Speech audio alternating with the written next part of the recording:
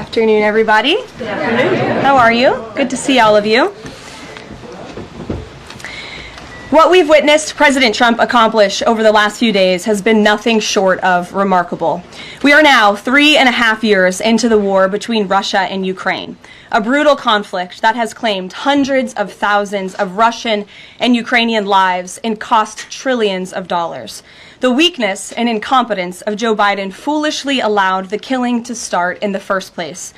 Until President Trump returned to office in January, the bloody and broken Biden status quo was to endlessly force American taxpayers to fund Ukraine no matter the cost, no matter how long it takes, and no matter how many lives were lost. There is no denying that Biden's America Last foreign policy moved the world further away from peace. President Trump rejected that failed approach, and instead, over the last 7 months, has relentlessly pursued peace throughout his second term. And thanks to President Trump's efforts, we finally have movement after years of deadly gridlock. On Friday, as you all know, many of you were there, President Trump hosted Russian President Vladimir Putin in Anchorage, Alaska, for a bilateral meeting.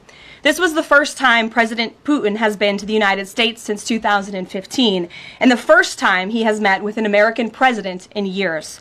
President Putin publicly confirmed what President Trump has said all along. The war between Russia and Ukraine never would have started in the first place if President Trump were in office. This was always obvious to any person with a shred of common sense. Just look at what took place during the last 4 administrations. Under George W. Bush, Russia invaded Georgia. Under Barack Obama, Russia took Crimea. Under Joe Biden, Russia invaded Ukraine. But under President Trump, Russia did not invade nor take anything. President Trump is the only president this century, Republican or Democrat, who has held Russia in check and ensured peace in Europe. That's because Russia has always greatly respected President Trump and his peace through strength foreign policy approach. But overall, the bilateral talks in Alaska were very productive, and multiple key points were agreed to between the two leaders that truly opened up the door for Phase 2 discussions, which took place yesterday here at the White House.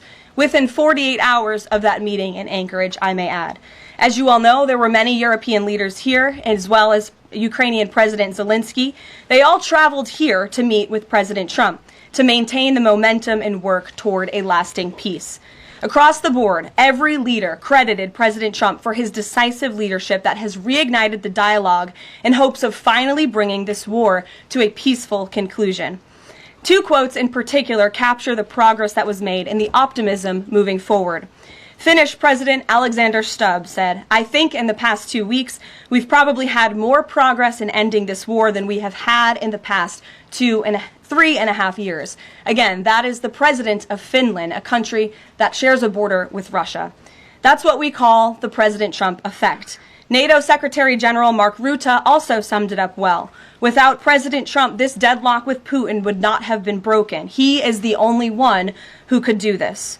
Following the encouraging conversations yesterday, President Trump spoke with President Putin by phone, and he agreed to begin the next phase of the peace process, a meeting between President Putin and President Zelensky, which would be followed, if necessary, by a trilateral meeting between President Putin, President Zelensky, and President Trump. As the president said, Vice President Vance, Secretary Rubio, and Special Envoy Witkoff will continue to coordinate with Russia and Ukraine to make this happen as soon as possible. It's very important to remember that before President Trump's landslide victory last November, there was no end in sight to this bloodshed. Now, there may finally be light at the end of the tunnel and an opportunity for lasting peace. That's because President Trump is the peace president, and American leadership is back on the world stage. It should not be lost on anyone in this room that world leaders are coming right here to Washington, D.C. for help. While previous presidents have traveled halfway around the world to apologize for America, President Trump stands up for America, and he has firmly restored America's status as the undisputed leader of the free world. However, one thing that has absolutely not changed is the media's negative and downright false coverage of President Trump and his foreign policy accomplishments. From the beginning of this entire process, much of the left-wing media has been actively rooting against the President of the United States in the pursuit of peace. Initially, the media ridiculously claimed that President Trump was somehow beholden to Russia for even agreeing to have a face-to-face discussion with President Putin inside of the United States. The media said President Trump was making a grave mistake by, quote, legitimizing Putin. They were aghast that President Trump would treat another world leader like a world leader. The media relentlessly attacked President Trump and claimed he suffered a, quote, major defeat for not immediately emerging with a final agreement, even though he said heading into that meeting, this was a meeting to listen and to understand how to move the ball forward. All weekend following those historic U.S.-Russia bilateral talks, we listened to clueless pundits on television trying but failing to claim that the president had failed. The so-called experts in the foreign policy establishment, whose record is nothing but endless wars, trillions of wasted taxpayer dollars, and dead Americans, have the nerve to try and lecture President Trump, who has solved 7 global conflicts in 7 months, about peace. This is the same president, by the way, who brokered the Abraham Accords in his first term, on top of more than half a dozen other peace deals this year alone, as I just said. We also saw yesterday the president of Ukraine and all of the other major leaders of Europe fly across the Atlantic Ocean to meet President Trump at the White House because of the progress that was made, and that, if you ask the media, failed meeting, but it was not. It was highly productive and it was successful. This is why Americans' trust in the mass media is at a lowest point in more than 5 decades. Diplomacy is a delicate process, and instead of reporting the facts about what is happening here at this White House and what is happening between this president and other leaders around the world, many outlets in this room continue to try to actively undermine the president and sabotage the efforts towards peace. That is why I felt the need to set the record straight. In other news, on the home front, President Trump's efforts to make D.C. safe again are working. There have been a total of 465 arrests since the start of this operation on Thursday, August 7th. Last night, there were a total of 52 arrests, including the arrest of an illegal alien MS-13 gang member with convictions for DWI and drug possession. Thanks to President Trump's leadership and the outstanding work of both federal and local law enforcement, dangerous gang members like the one picked up last night will not be allowed on the streets of our nation's capital. Other arrests last night included assault with a deadly weapon for stabbing, parole violation for robbery, murder, outstanding warrant for attempted murder, assault on federal law enforcement officer, and felony assault. 4 more homeless encampments were also removed during yesterday's reporting period. To date, a total of 48 homeless encampments have been cleared in Washington, D.C. by multi-agency teams. MPD patrol units are actively working with city officials to locate and clear additional encampments and remove homeless residents off of Washington's streets. And despite fake narratives from the media, again, a significant number of the arrests have been in high-crime areas of D.C. In fact, nearly half of all of the non-illegal alien-related arrests have occurred in wards 7 and 8, the 2 wards that have the highest number of violent crime, as well as homicides and assaults with dangerous weapons last year. So while Democrats continue to coddle violent criminals, President Trump and this administration are focused on putting them behind bars and unapologetically standing up for the safety of law-abiding American citizens, and the White House will continue to provide all of you with the results of this operation in the days ahead. So with that, I will take your questions today. Here in our new media seat today, we have Jack Posobiec, who joined us in Anchorage, Alaska last week. Jack, thanks for being here. Why don't you kick us off? Karoline, thanks so much. So a couple of questions regarding the status of these peace talks. Obviously, we saw the President and President Putin there in Anchorage. We saw the world leaders here yesterday with this summit. We've heard phrases like coalition of the willing. We've also heard Article 5-like guarantees.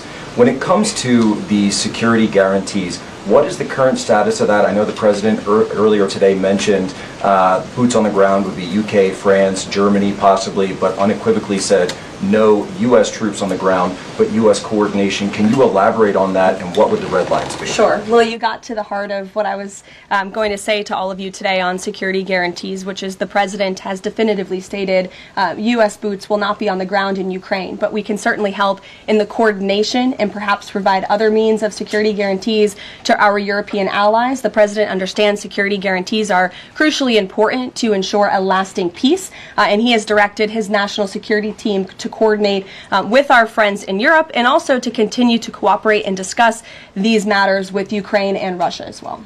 Caroline, now, have the Russians responded at all? I know we spoke with President Putin last night. What has been their response? Because we've heard some reports from the Kremlin and others saying they're unequivocally against NATO troops on the ground. Well, look, the president continues to have these conversations with both leaders. Those conversations took place in Anchorage, Alaska, again yesterday with the Europeans and President Zelensky, and he has directed his team to come up with a framework for these security guarantees that can be acceptable to help ensure a lasting peace and end this war. And then just last question real quick on this. Regarding some of the funding, we're hearing questions about another round of weapons sales or possibly a round of U.S. purchases of Ukrainian drones.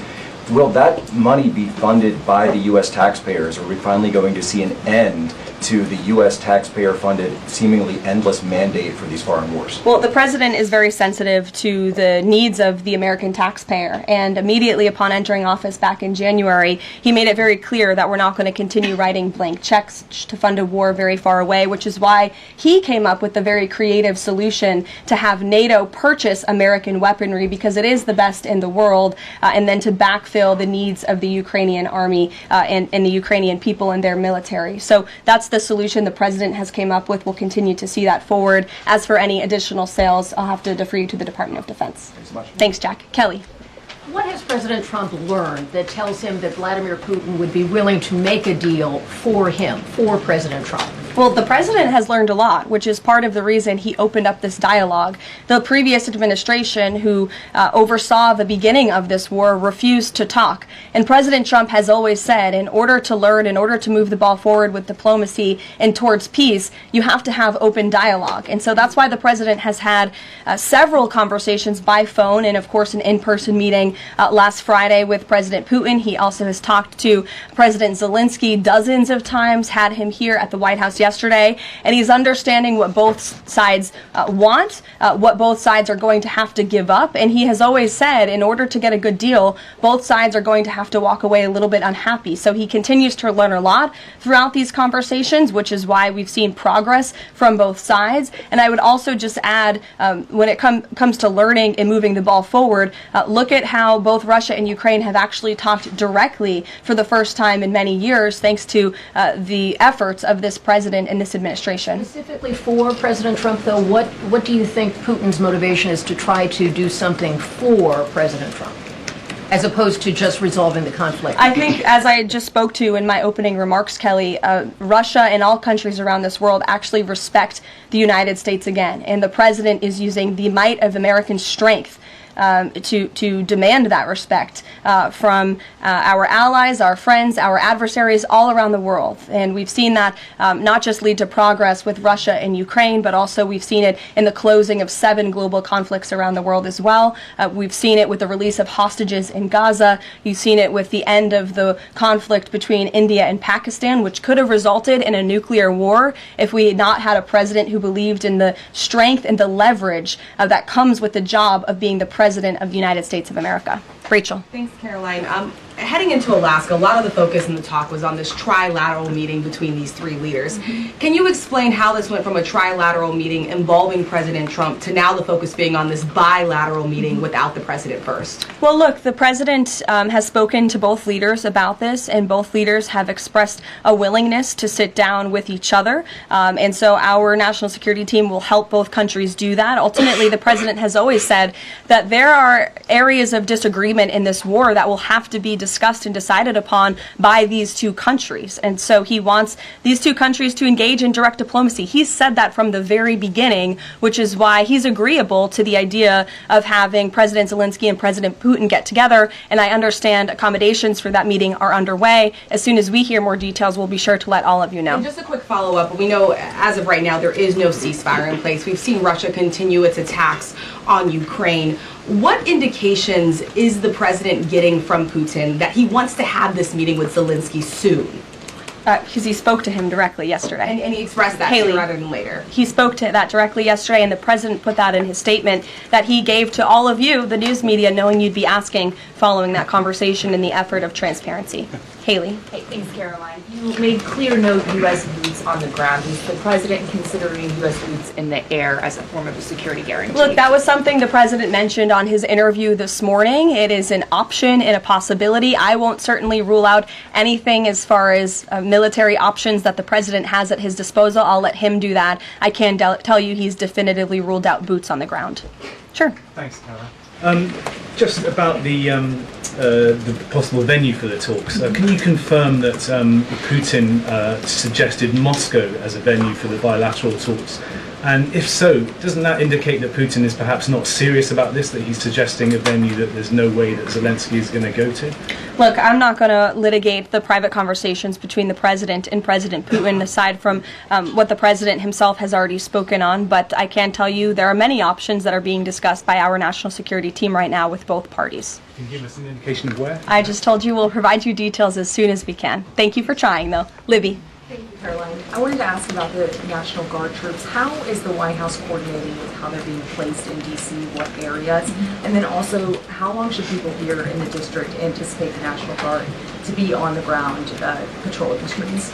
I don't have a timeline for you, Libby, but we will keep you posted on that. I think the president, as you know, and this administration, he came to this briefing room with members of his cabinet to lay out the rationale and the reasoning for federalizing the National Guard here in Washington, D.C., and for our work with the Metropolitan Police Department to make our district safer.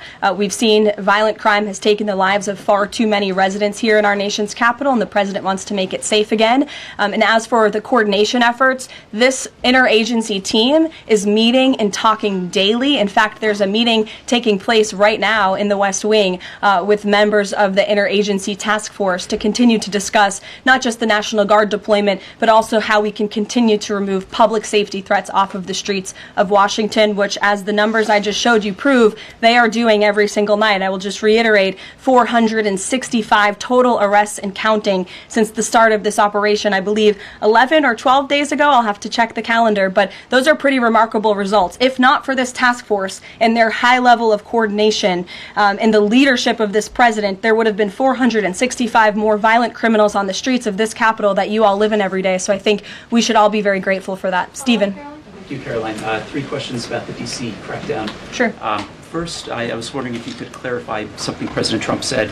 He mentioned getting rid of the slums where criminals live. Was he talking about tents or permanent residential buildings? And then the mayor has expressed an interest in clarifying how much of a focus illegal immigration enforcement is as part of this crackdown. Can you say anything about that? Sure. And third, any preview on the beautification? 3 questions. I'll try to answer all 3 of them pointedly for you.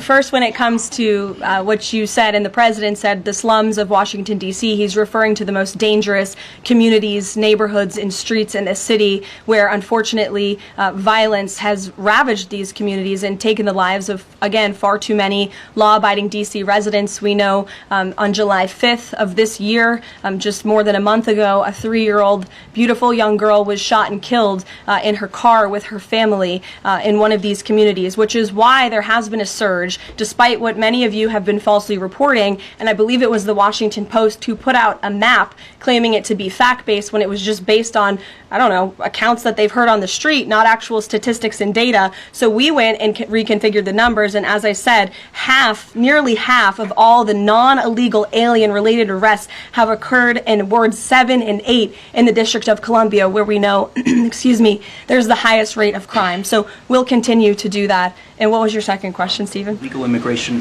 how much of a focus that is? Yeah, look, I mean, the focus is to make D.C. safe and beautiful and to remove public safety threats and violent criminals from our streets. If federal law enforcement, with the help of the Metropolitan Police Department, come across illegal aliens, of course, we are going to abide by this administration's policy of law and order, and we are going to remove illegal criminals from our nation's capital. They will be detained and deported, just like they are in every other community across the country. Kristen. First question is, whose idea was it to change the next steps from a trilateral to a bilateral meeting? It was an idea that evolved in the course of the president's conversations with both President Putin, President Zelensky, and the European leaders yesterday. And as you saw, Kristen, with all of those European leaders leaving the White House, including the NATO Secretary General, they all agreed that this is a great first step. And it's a good thing that these two leaders are going to be sitting down together, and the president expects that to happen. And how long is Trump willing to wait and operate in good faith for Putin to actually arrange a meeting before he intervenes? Look, the president has put tremendous public pressure to bring this war to a close. He's taken actions, as you've seen, sanctions on India and other actions as well.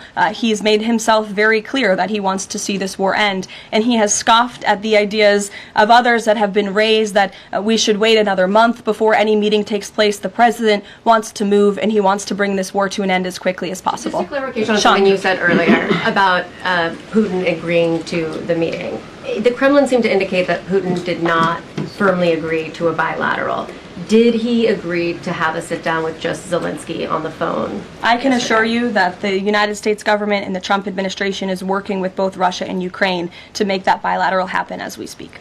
Sean. Hey, if the point is to get everybody on the same page, why wouldn't Trump just take the call from Putin while the other leaders were in the room? He said it would be disrespectful to do that. But why is it disrespectful? With all due respect, only a reporter from the New York Times would ask a question like that, Sean. The president met with all of these European leaders at the White House 48 hours after sitting down with President Putin on American soil. In fact, there was so much progress in the readout that was given to these European leaders immediately following his meeting with President Putin that every single one of them got on a plane 48 hours later and flew to the United States of America. And if I could just read for all of you some of the statements from those European leaders yesterday, you had President Zelensky himself saying it was a very good conversation. It was really good. We spoke about very sensitive points. The Secretary General, Mark Rutte, it was the president, only because of the president, that this deadlock was broken, but with President Putin by starting a dialogue. So these leaders, who this war is in their backyard, are very grateful that the president took that call and that he was there to provide them with a readout of Russia's thinking on this, something that was not done by the previous administration at all. Catherine. Thank you. Is the White House looking at Budapest as a possible location? I'm not going to confirm or deny locations. We'll provide you with details as soon as we can. Just following up on Kristen's question, I understand that the White House is working and allies are working to make this meeting happen, but did Putin promise to do a meeting with Zelensky, a direct meeting, in the coming weeks? He has, and I just answered that question for you. Franco. Thanks. I just want to clarify. So you are saying that President Trump is considering U.S. pilots and U.S. aircraft potentially supporting European or Ukrainian forces? The president spoke to that himself this morning when he called into Fox and Friends, and I would defer you to his answer. You can read it directly yourself. In addition, can I ask, no boots on the ground, Steve Witkoff's talking about Article 5-like security guarantees. Can you talk about what other Article 5-like security guarantees that are being considered if it's not boots on the ground? These are very sensitive diplomatic discussions that are currently taking place literally as we speak. So I will leave it to the national security team, and I'll leave it to the president to have those private discussions with these leaders as we try to bring this war to an end. And can I ask one Mary more? Margaret, go ahead. Thanks, Caroline. Two questions, if that's okay. So on these meetings, I know you said that the trilateral will take place if necessary. Do you think that we might not need the trilateral and that Zelensky and Putin might come to this conclusion on their own? And then as a follow-up, I know the president said on Fox News this morning that he's partially seeking peace in order to get to heaven. Was he joking, or is there spiritual motivation behind his peace deals here? I think the president was serious. I think the president wants to get to heaven, as I hope we all do in this room as well. Annie. Thanks, Caroline. I'm just shifting gears to the Department of Justice for a minute. Can you walk us through why another deputy FBI director was named? Does Trump have any displeasure with how the FBI has been being run to date?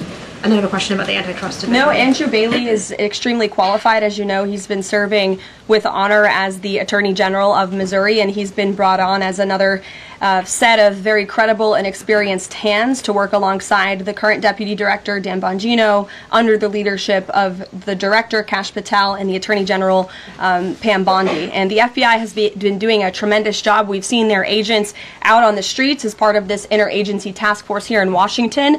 But the crime that they've been stopping here in Washington, they've been doing this for 7 months all across the country. In fact, there's been 19,000 arrests by the FBI nationwide. That's more than double last year in the same time period. Of those, 1,600 arrests were for violent crimes against children. 4,000 child victims have been rescued by this FBI under this current leadership. 1,000 arrests from investigations of foreign terrorist organizations. There's been 1,500 kilos of fentanyl seized. 6,300 kilos of meth have been seized. And 3 of the top 10 most wanted have been arrested so far. Not a single one of the individuals on the top 10 most wanted list were arrested under the previous administration. We've arrested 3 in 7 months. So when you're actually working and enforcing law and order, you need all hands on deck. And so we look forward to welcoming Andrew Bailey to this new post. Jackie. I have a quick question about Roger Alfred, who's a former DOJ official. He gave a speech in Aspen yesterday where he said that senior DOJ aides are cutting deals with favored lobbyists. I'm wondering if the president has any concerns at all with the way the antitrust division is working.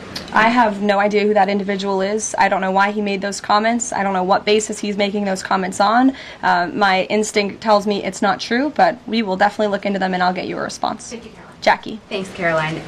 Since the president often says that this war would not have started if he were in office, and True. and Putin confirmed that. It's true.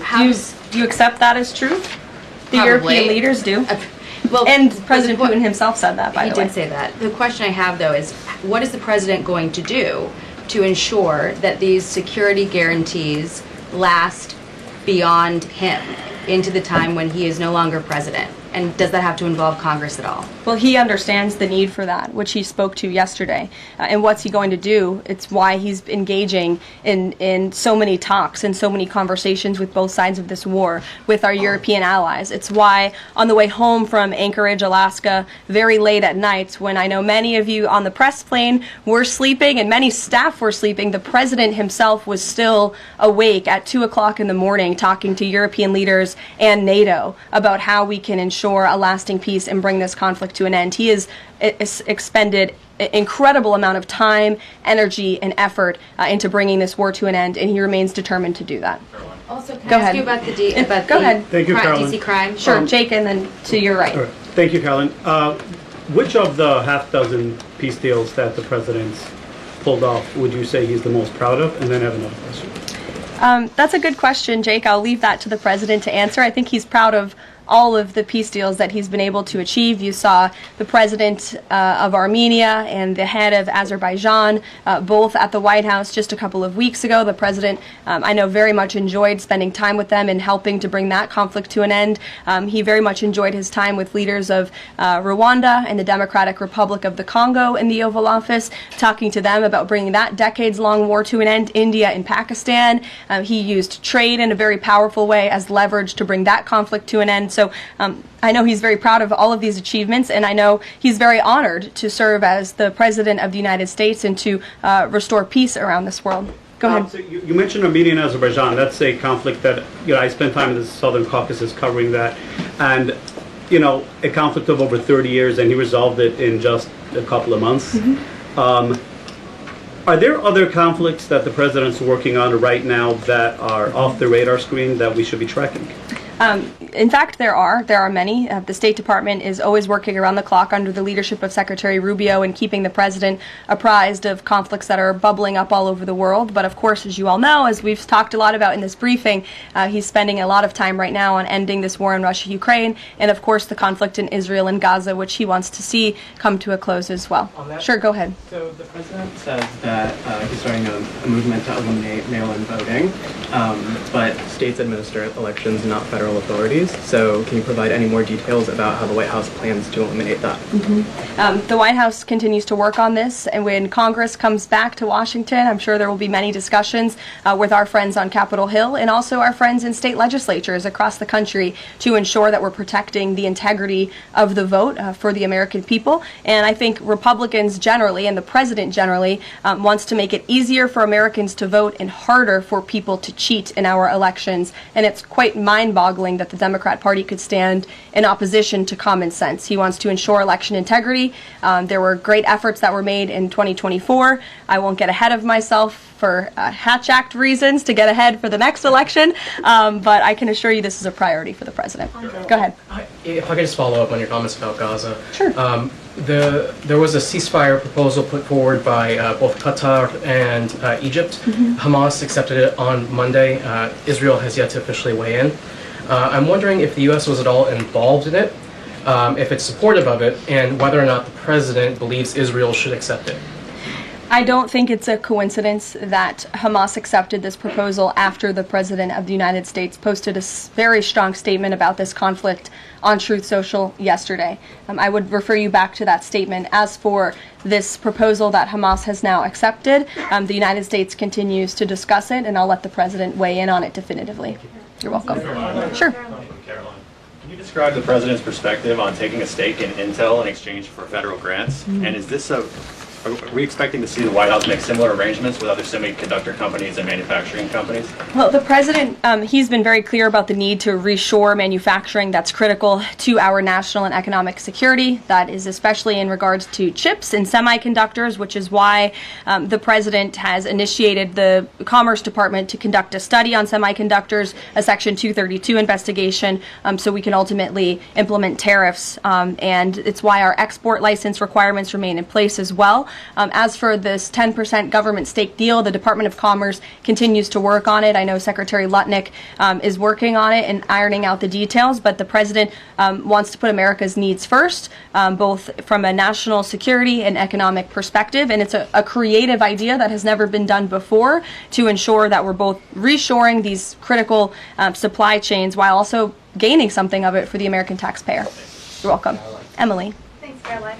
I wanted to ask about the 3 U.S. warships that are being sent to Venezuela, and there's 4,000 Marines on board. Are you looking at possibility of boots on the ground there?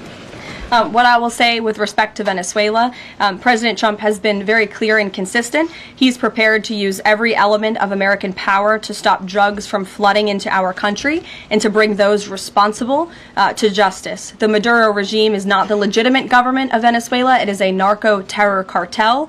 In Maduro, it is the view of this administration, is not a legitimate president. He is a fugitive head of this cartel who has been indicted in the United States for trafficking drugs into the country. And with that, I will leave you all, and we will see you later, if not tomorrow, and I look forward to taking more of your questions. Thank you. Thanks, Caroline. Thank